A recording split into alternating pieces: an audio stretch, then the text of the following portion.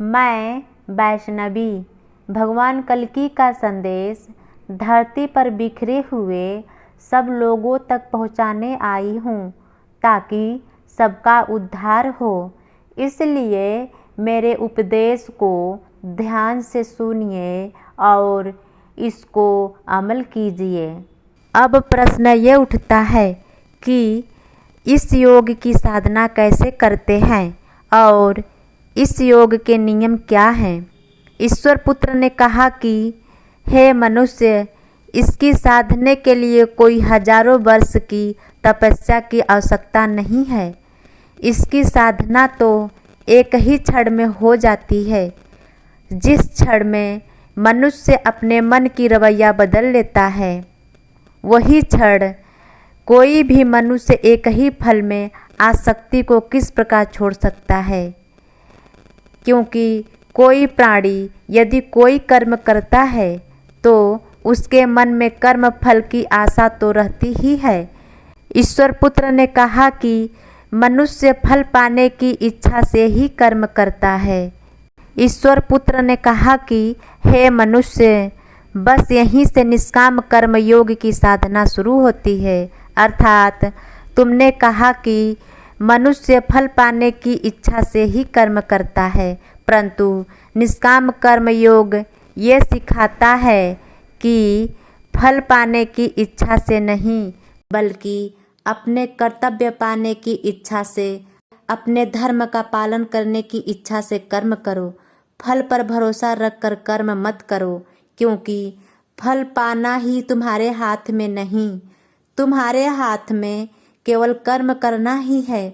ईश्वर पुत्र ने कहा कि हे मनुष्य, तुम कर्म कर सकते हो, तुम कर्म करने का संकल्प कर सकते हो, परंतु इसका फल पाना तुम्हारे हाथों में नहीं है।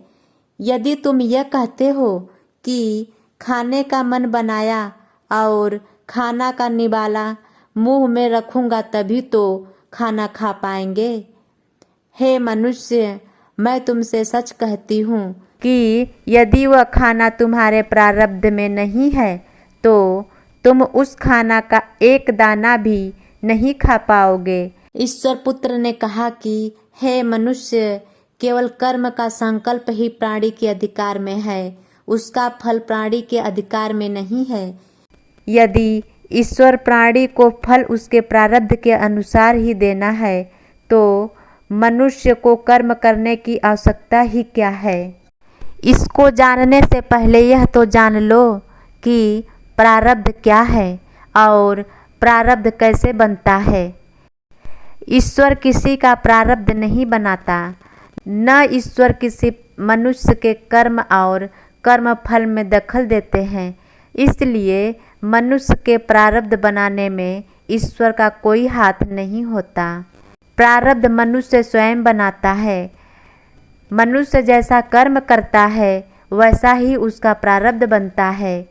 प्रारब्ध प्राणी के अच्छे बुरे फल का हिसाब है। अपने पुण्य फल के कारण सुख और पाप फल के कारण दुख मनुष्य को इसी जन्म में या फिर अगले जन्म में भोगना ही पड़ता है, वह टल नहीं सकता है। इसलिए अकर्मणा हुए बिना निरंतर अपने धर्म के अनुसार अपना कर्म करते चलो और यह पक्का विश्वास रखो कि जिस नियत के साथ तुम कर्म करोगे उसी नियत के अनुसार तुम्हें फल अवश्य मिलेगा।